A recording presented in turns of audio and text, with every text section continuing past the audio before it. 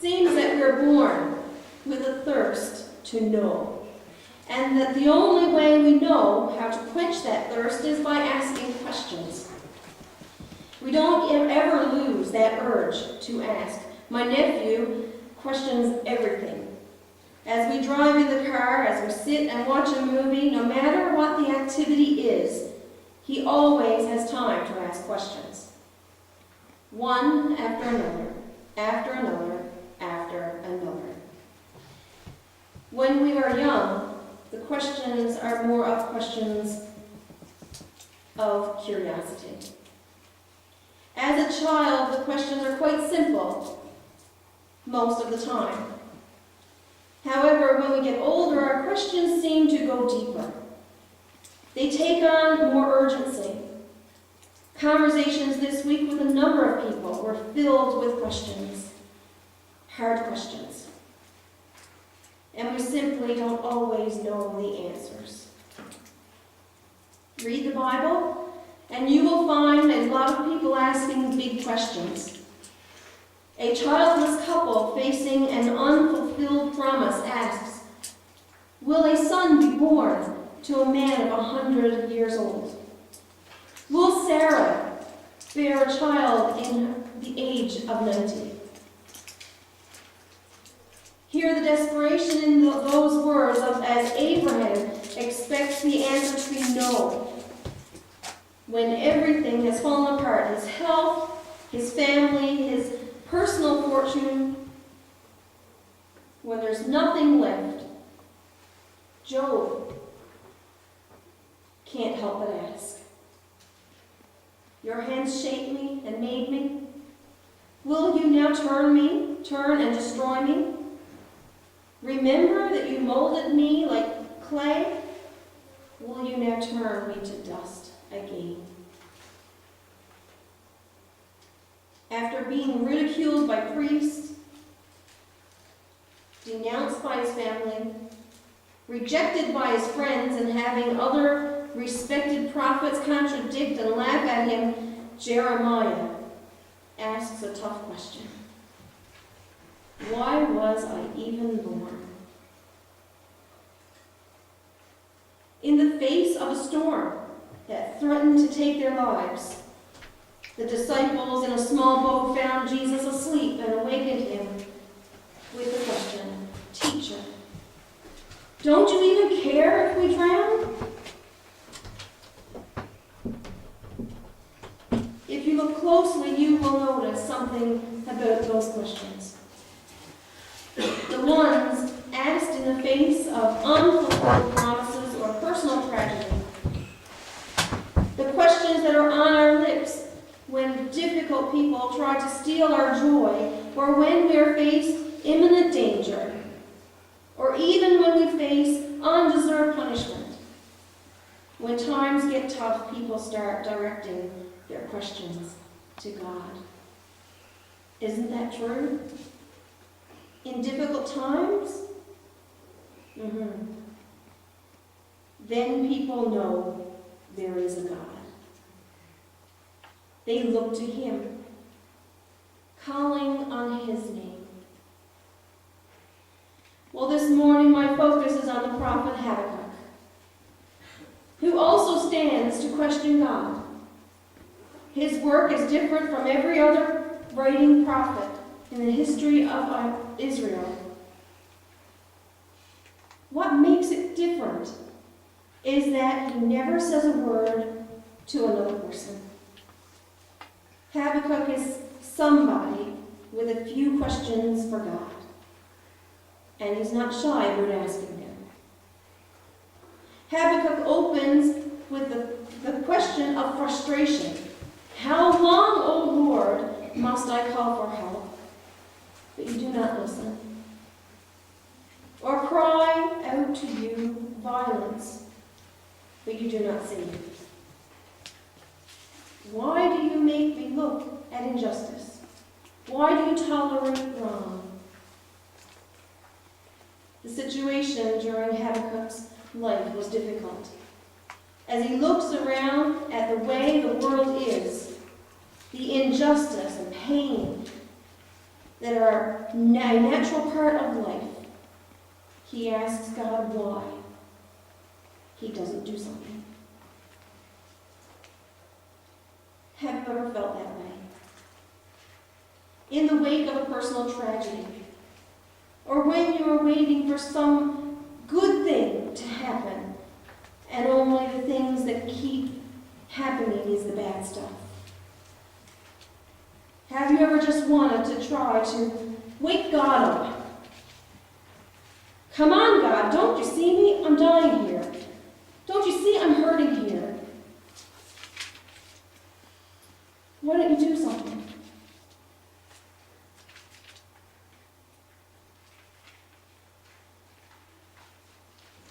I found an account of someone's life on the internet. And it shows an amazing will to learn practice, learn patience. And that's what I see in questions. When we have questions, we need to learn patience, don't we?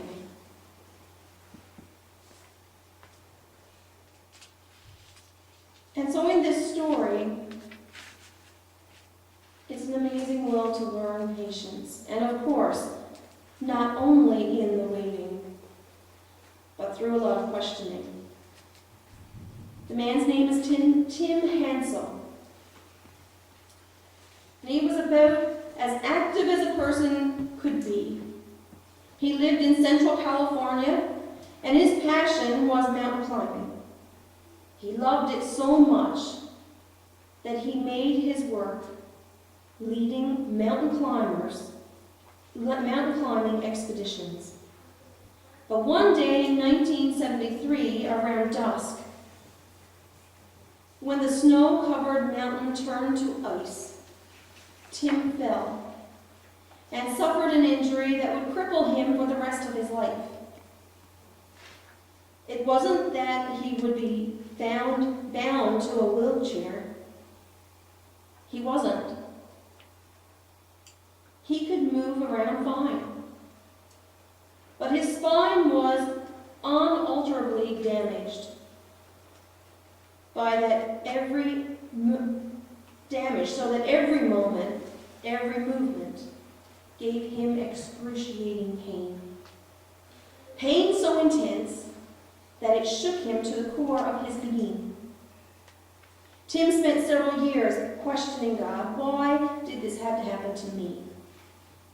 Why don't you take away the pain? As you can imagine, the longer Tim lived with the pain, the more intense the questions became. But then after a couple of years, Tim's questions began to be answered. And as I read through his journal, I could get a glimpse into the answers that God was giving him. Winter, 1975. Perhaps this is the ultimate realization. When we recognize that all questions have the same answer that comes from you, O Lord, from you. Spring 76, at times I whisper in the night, God, I've learned enough now. I'm ready for the next test. Summer of 1976. Learning patience takes a lot of patience. What a test of character adversity is. It can either destroy or build up, depending on our chosen response. Pain can either make us better or bitter. Spring 1978. If your security is based on something that can be taken away from you, you will constantly be on a false edge of security. Hansel's struggles seem to parallel those of Habakkuk. Habakkuk questioned why God let pain and evil continue on earth. When God answers and explains that he's going to punish the wickedness of Israel by allowing the Babylonians to destroy the southern kingdom, Habakkuk is not any more satisfied. Now he struggled with why God could use the most ruthless and terrible people, the infamous Babylonians, to judge the Jewish nation, who were at least more godly than the Babylonians. As you read through the text, you can't help but realize that Habakkuk didn't receive all of the answers he was searching for. But through the process of his questions, he did come to a conclusion that empowered him to move on. In chapter 3, verse 19, he wrote, "The sovereign Lord is my strength. He will make me as sure-footed," in some translations, "as sure-footed as a deer, and bring me safely over the mountains." What are the struggles that are in your life this morning? Let's take a lesson from Habakkuk. Let me encourage you to turn your struggles into questions for God. Sometimes we have been taught that it's impossible to ask God any questions. It almost seems sacrilegious to question God, a God that we love so much, a God that we follow. But we need to realize that's not true. If we are a people of faith who want to live by faith, we're going to ask questions of God.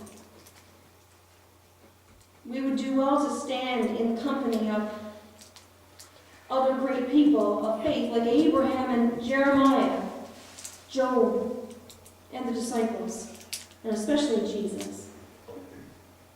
Those who live by faith have enough trust that God knows the answers to life's toughest situations. And they aren't afraid to ask God those questions. James tells us if any of you lacks wisdom, he should ask God, who gives generously to all without finding fault, and it will be given to him. But when he asks, he must believe and not doubt.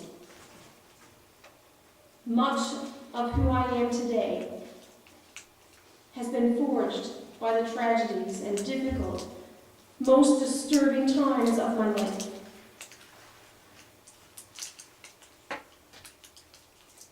Those times were difficult because I struggled with who I was and what God wanted me to do.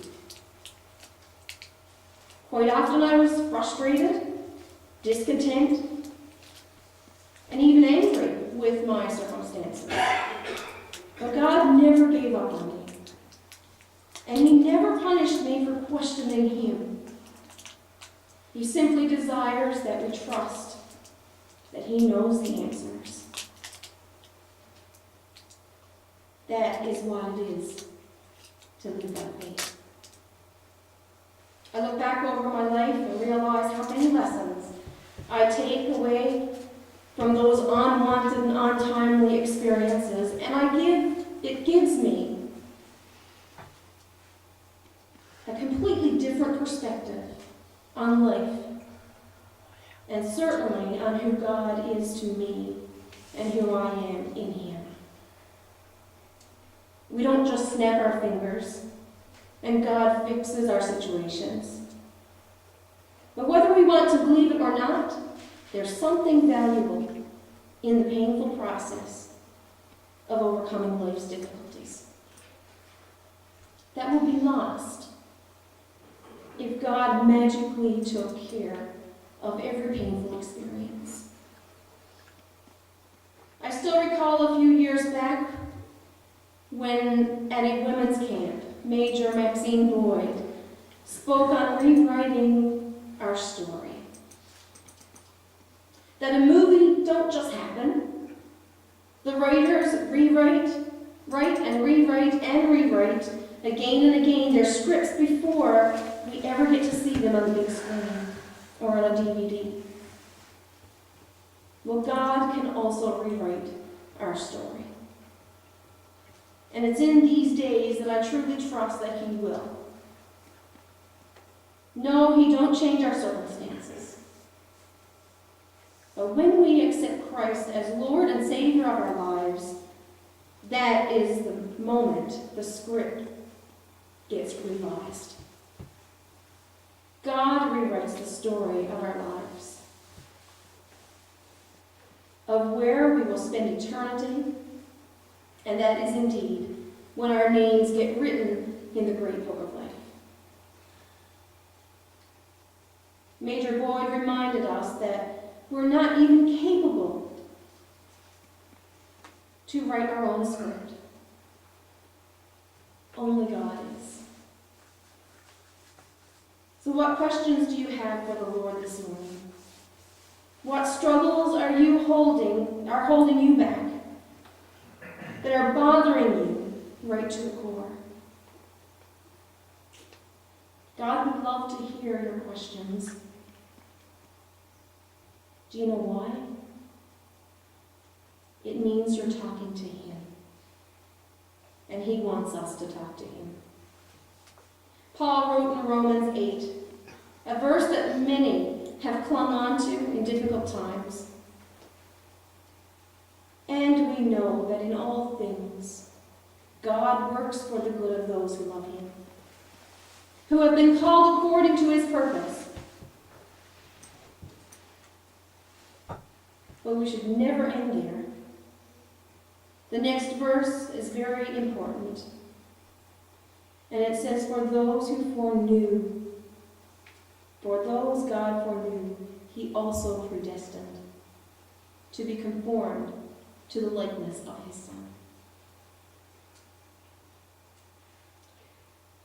So don't get lost in the big words. The verse tells us that God is using the things that happen in this life to remake us into the image of Jesus. And how in the world do we think that we could ever be like Jesus if we didn't suffer and have to endure pain? Jesus' life was one marked by pain and rejection.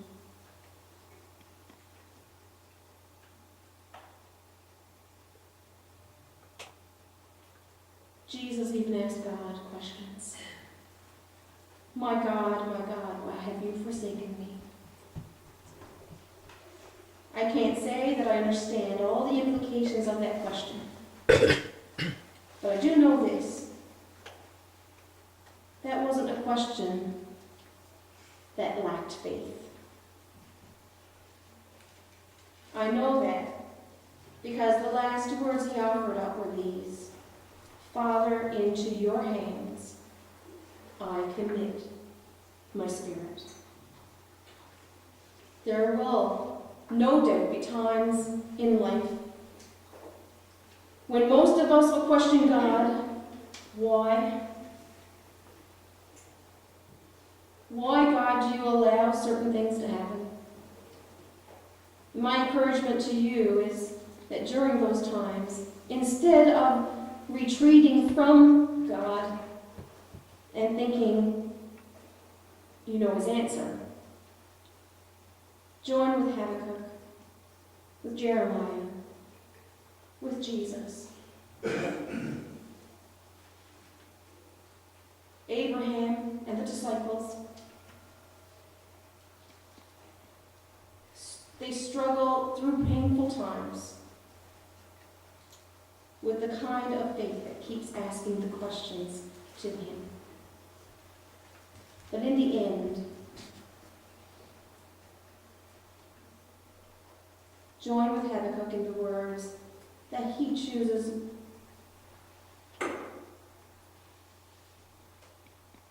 from verses 17 to 19. And I'll read those again.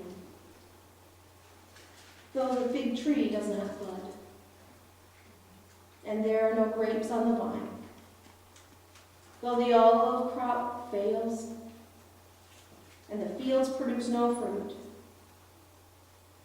though there are no sheep in the pen, no cattle in the stalls, yet I will rejoice in the Lord.